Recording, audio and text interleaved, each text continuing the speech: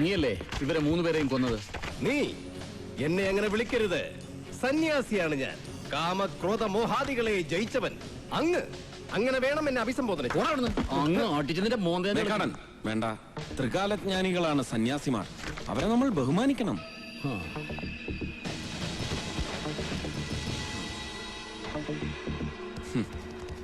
അങ്ങ് തന്നെയല്ലേ ഈ കൊലപാതകങ്ങൾ നടത്തിയത്? അതെ, ഞാനാണ്. ദുർഗ എന്നോട് കൽപ്പിച്ചു, ഞാൻ അനുസരിച്ചു. കലിയുഗത്തിനുള്ളിലെ അന്തർയുഗം. അതിനുള്ള സമയമായിരിക്കുന്നു. സർവനാശം, അതാണ് വിധി. വാക്കുകൊണ്ടും പ്രവൃത്തി കൊണ്ടും മണ്ണും വായുവും ജലവും മലിനമാക്കുന്നവരെ തെരഞ്ഞു പിടിച്ചു കൊല്ലാൻ ദുർഗ എന്നെയാണ് നിയോഗിച്ചിരിക്കുന്നത്. ഓഫീസർ, നിങ്ങൾ പറഞ്ഞില്ലേ 3 പേർ? കൃഷ്ണൻ നമ്പ്യാരും സുലൈമാൻ സാഹിബും ദാമോദരൻ കർത്തയും. അവർ മാത്രമല്ല, സമസ്ത ജാതി മനുഷ്യരിലും പെട്ട പാപികളെയും ഞാൻ നിഗ്രഹിക്കും. 14 നരകങ്ങളുടെ വാതിലുകളും തുറന്നു കഴിഞ്ഞു ഓഫീസർ. യാത്ര പോകാൻ ഒരുങ്ങിക്കോളൂ. വൈകാതെ നിങ്ങളും എന്റെ നിയോഗത്തിന്റെ ഇരകളാവും. കൊല്ലാൻ ആവശ്യപ്പെടുന്ന ദൈവങ്ങൾ, അവരെ ഉപേക്ഷിച്ചൂടെ ദുർഗാദാസൻ? കാലം കരുണയല്ലേ ആവശ്യപ്പെടുന്നത്?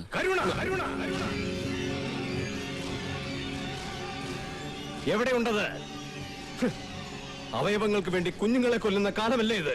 ഇല്ല, ഇനി സംഹാരമാണ് പരിഹാരം. എന്നെ ബന്ധിച്ചുകൊണ്ടൊന്നും അതിന്റെ രൗദ്രത കുറയാൻ പോകുന്നില്ല. ദുർഗയുടെ ഭക്തന്മാർ, അവർ ഇനിയും വരും. കാറ്റായും മഴയായും കടലായും അഗ്നിയായും. എന്നിട്ട് അധികാര കേന്ദ്രങ്ങളുടെ മകടുകൾക്ക് മേൽ നിറയും. തകരുമെല്ലാം തകർക്കും. അറസ്റ്റ് രേഖപ്പെടുത്തിയേക്ക് ഇന്ന് തന്നെ. ശരി. വല്ല സൈക്യാട്രിസ്റ്റിനെ മറ്റോ വിളിച്ചൊന്ന് പരിശോധിപ്പിക്കണോ? എന്തിന്? തീവ്ര വിപ്ലവത്തിൽ നിന്ന് തീവ്ര ഭക്തിയിലേക്ക്. ഉള്ളിൽ കലാപം സൂക്ഷിക്കുന്നവന്റെ വഴികൾ എന്നും ഇത് തന്നെയാണ് മേക്കാടൻ. ഒന്നുകിൽ സന്യാസം, അല്ലെങ്കിൽ വിപ്ലവം. അതിനിടയിൽ അപൂർവം ചിലർക്ക് ഇതുപോലെയുള്ള വിഭ്രമങ്ങൾ. ഡോക്ടറും മരുന്നും ഒന്നുമല്ല, വിശ്രമം. അതാണിപ്പോ അദ്ദേഹത്തിന് ആവശ്യം. അദ്ദേഹം വിശ്രമിക്കട്ടെ, മനസ്സ് ശാന്തമാകുന്നത് വരെ.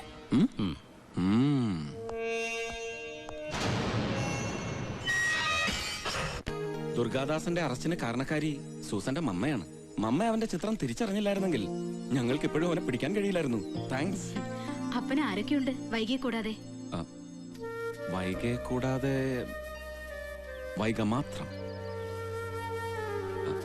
അമ്മയെ കണ്ട ഓർമ്മയില്ല. അച്ഛൻ തമിഴ്നാട് പോലീസിലായിരുന്നു. ഒരു British style police. Too much of discipline. ഇപ്പോ മരിച്ചു. വൈക തമിഴാ? തമിഴ്. അച്ഛൻ തമിഴ്, അമ്മ പാലക്കാട്. അതുകൊണ്ട് വൈകയ്ക്ക് നന്നായിട്ട് മലയാളം അറിയാം. വൈക നല്ല പേര് അല്ലേ മമ്മ? അതെ, മധുരയിൽ ഒഴുകുന്ന ഒരു നദിയുടെ പേരാ. നദി വറ്റ് വരണ്ട് കിടക്കുക. പക്ഷെ എന്റെ വൈക അങ്ങനല്ല, നിറഞ്ഞൊഴുകുകയാണ് എന്നോടുള്ള സ്നേഹം കൊണ്ട്. പോട്ടെ.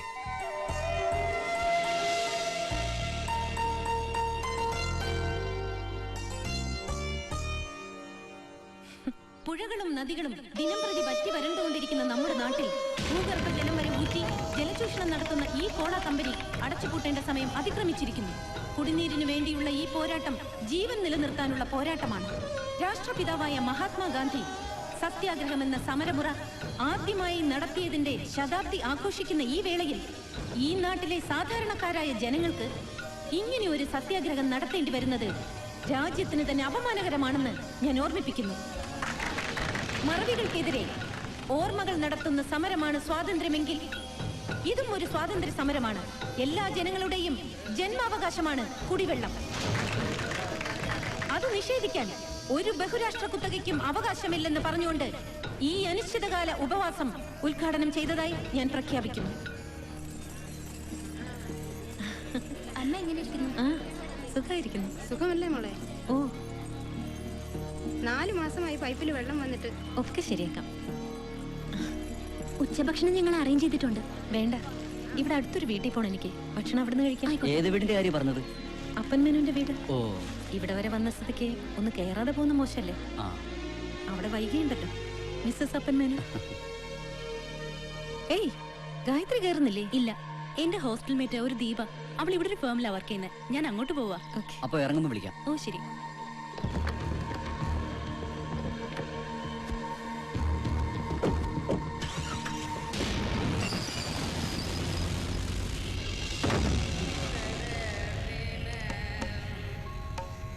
എക്സ്ക്യൂസ് മീ, വൈക.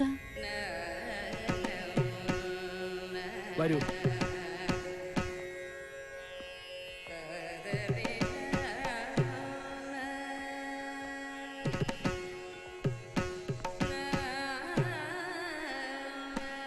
ഇത് വീടല്ല, കൊട്ടാരമാണ്. വന്നോളൂ.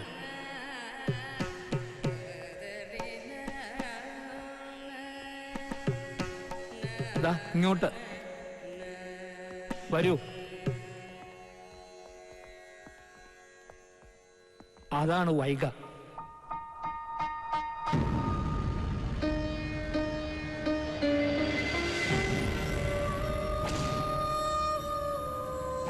വൈക എന്റെ ഭാര്യ. അവൾ എന്താവശ്യപ്പെട്ടാലും ഞാൻ അനുസരിക്കും.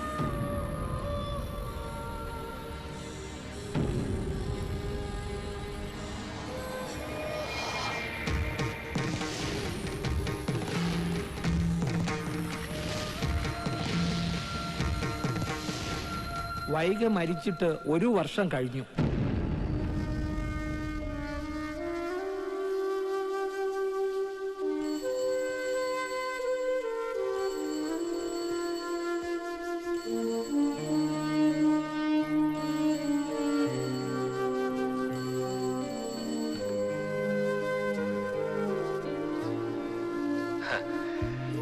വൈക, ഒടുക്കം നീ പറഞ്ഞതുപോലെ തന്നെ സംഭവിച്ചു.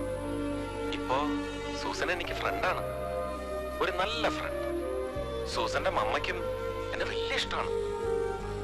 അമ്മയില്ലാതെ വളർന്ന കുട്ടിയായതുകൊണ്ടാവും സൂസന്റെ മമ്മയോട് എനിക്ക് ഇത്ര സ്നേഹം. ആ, നിന്റെ വിശേഷങ്ങളും അവര് തിരക്കിയിരുന്നു.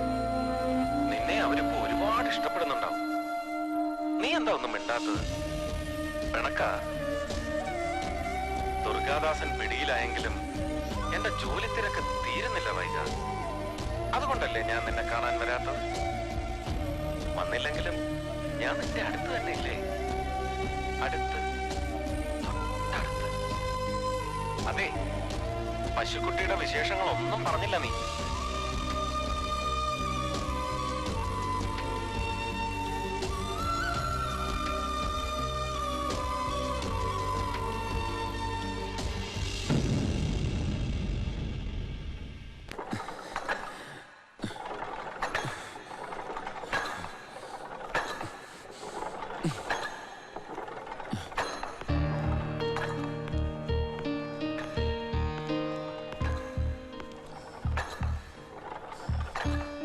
Sir, yes.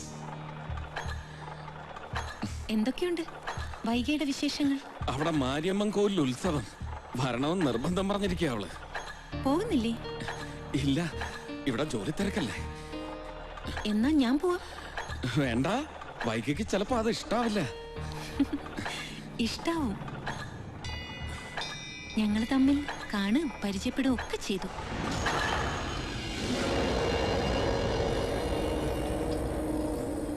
ഞാൻ പോയിരുന്നു തറവാട്ടില്. വൈകയെ കണ്ടു.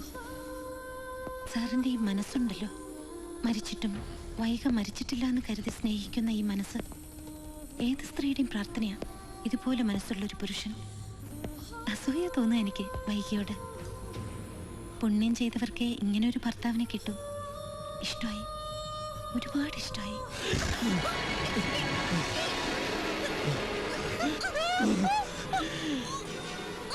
മരിച്ചിട്ടില്ല, മരിച്ചിട്ടില്ല വൈക, മരിക്കില്ല.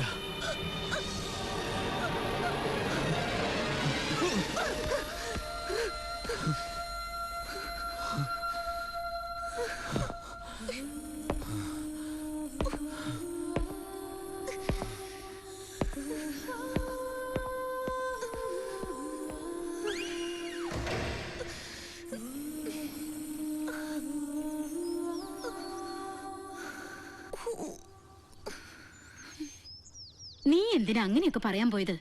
അത്രയ്ക്ക് സ്നേഹിച്ചിട്ടുണ്ടാവും അപ്പൻ വൈകിയെ. പണ്ട് നിന്റെ പപ്പ മരിച്ച സമയത്ത് അപ്പന്റെ അതേ മാനസികാവസ്ഥയായിരുന്നു എനിക്ക്. പപ്പ മരിച്ചു എന്ന് ആരെങ്കിലും പറഞ്ഞാ ദേഷ്യം വരും. എനിക്ക് അപ്പനോടുള്ള ഇഷ്ടം കുറയല്ല മമ്മ, കൂടുക ചെയ്തത്. എന്നെ സംബന്ധിച്ചിടത്തോളം ഇതുവരെ അപ്പൻ ഒരു സുഹൃത്ത് മാത്രമായിരുന്നു. ഇനി അങ്ങോട്ട് അങ്ങനെയല്ല. He's a character. ഞാൻ വിടാൻ പോണില്ല അപ്പനെയും വൈകിയും. എനിക്കറിയണം അവരുടെ ജീവിതം. വിബ്ജിയോറിന് ശേഷം എന്തുകൊണ്ട് നോവൽ എഴുതുന്നില്ല എന്ന് ചോദിക്കുന്ന നിരൂപകരുണ്ട് ധാരാളം. അവരടക്കമുള്ള എല്ലാവർക്കും അപ്പനിലൂടെയും വൈകിയിലൂടെയും ഞാൻ മറുപടി പറയും. പക്ഷെ എങ്ങനെ കണ്ടുപിടിക്കും അവരുടെ ഭൂതകാലം? Spy work. Come to the point. അപ്പന്റെ ഓർഡറിൽ സഹദേവനില്ലേ, അയാൾ എനിക്കൊരു ഡയറി തരാന്ന് പറഞ്ഞിട്ടുണ്ട്. അപ്പന്റെ ഡയറി. എനിക്കുറപ്പുണ്ട് അപ്പന്റെ ഡയറിയിൽ എനിക്ക് വേണ്ടതൊക്കെ ഉണ്ടാവുമെന്ന്. മമ്മ നോക്കിക്കോ, വൈക ആ ഡയറിയിലൂടെ പുനർജനിക്കും.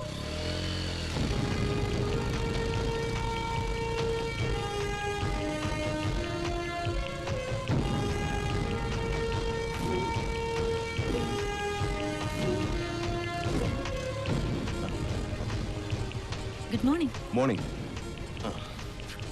മോളൊരു എഴുത്തുകാരി ആയതുകൊണ്ടാണ് ഞാനിത് എടുത്തു തരുന്നത്. അപ്പൻ സാറങ്ങാനും ഇതറിഞ്ഞ അറിയില്ല. ഇന്നത്തെ ഒരു രാത്രി മതി എനിക്ക്. വായിച്ചിട്ട് നാളെ തന്നെ തിരിച്ചു തന്നോളാം.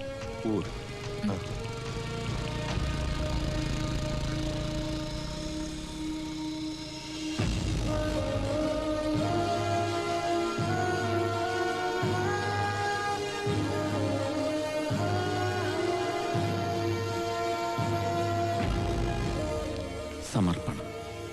ഗ്രേറ്റ് വിശ്വനാഥ മേനോൻ, എൻ്റെ അച്ഛൻ.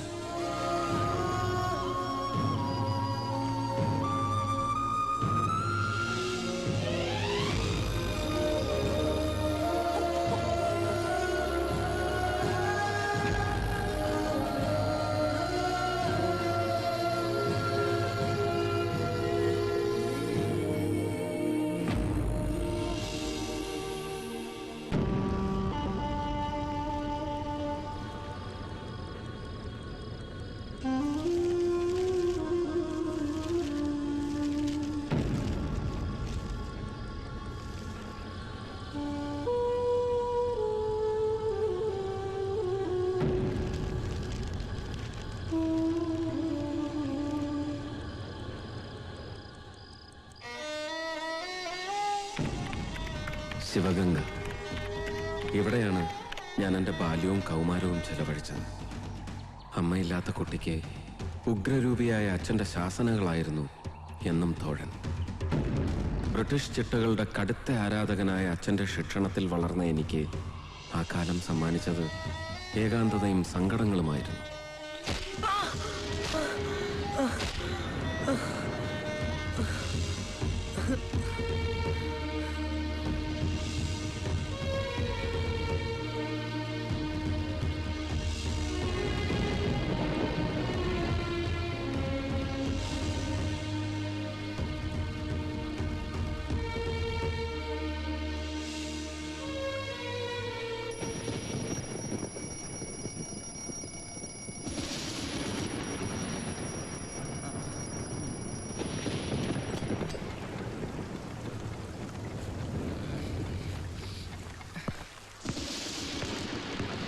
രാമൻ നായരെ, എവിടെ അപ്പൻ?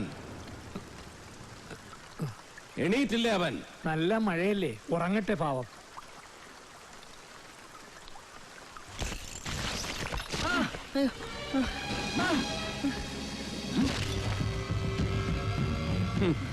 മഴയല്ല, പ്രളയം തന്നെ വന്നാലും ഉണരണം 4 മണിക്ക്. തെറ്റിക്കാനുള്ളതല്ല, പാലിക്കാനുള്ളതാണ് ദിനചര്യ.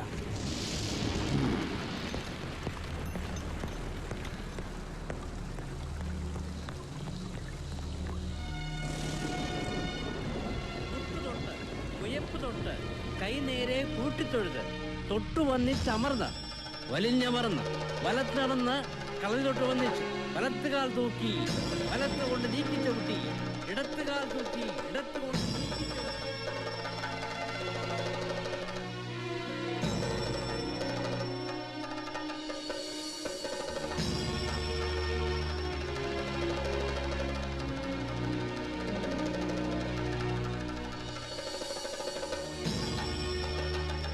ചുവടുകൾ മിക്കവാറും ഉറച്ചു കഴിഞ്ഞു. ഇനി മേപ്പേറ്റാവാന്നാ വിചാരിക്കണേ. വടകരയെന്ന് ഗുരുക്കളെ ഇവിടെ വരുത്തി ഭക്ഷണവും താമസവും ഏർപ്പാട് ചെയ്ത് അപ്പനെ ഞാൻ കളരി പഠിപ്പിക്കുന്നത് മിക്കവാറും ഉറച്ച അഭ്യാസിയാക്കാനല്ല, പൂർണ്ണം സമ്പൂർണം. അതാണ് ഞാൻ കേൾക്കാൻ ഇഷ്ടപ്പെടുന്ന വാക്ക്. ചുവടുകൾ മുഴുവനും ഉറച്ചു കഴിഞ്ഞു എന്ന് ബോധ്യം വന്നിട്ട് മതി മെയ്പ്പായിട്ട്.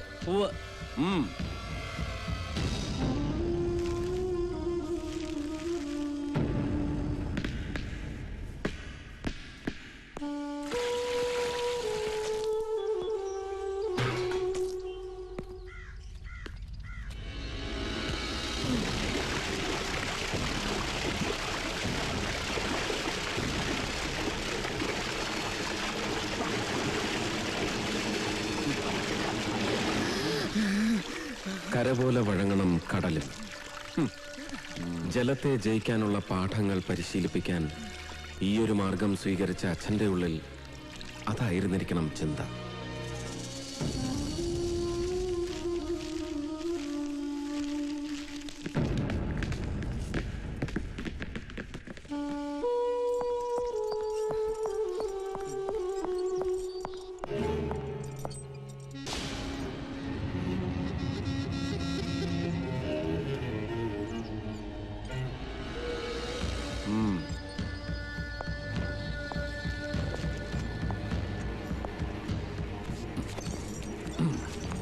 ഓരോ തിരുത്തും ഓരോ പീഡനങ്ങൾ. എന്നിട്ടും അച്ഛനെ ഞാൻ വെറുത്തില്ല. സത്യം.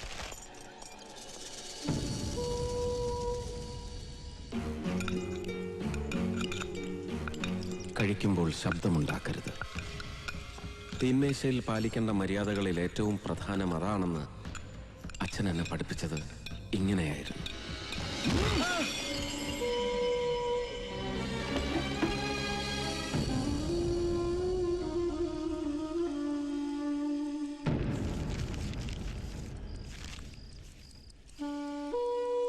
വൈക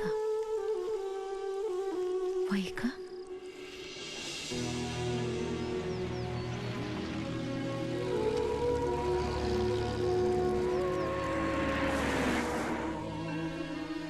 വൈക ഇവളെനിക്ക് സമ്മാനിച്ചത് പ്രണയത്തിന്റെ പൂക്കാലമാണ്.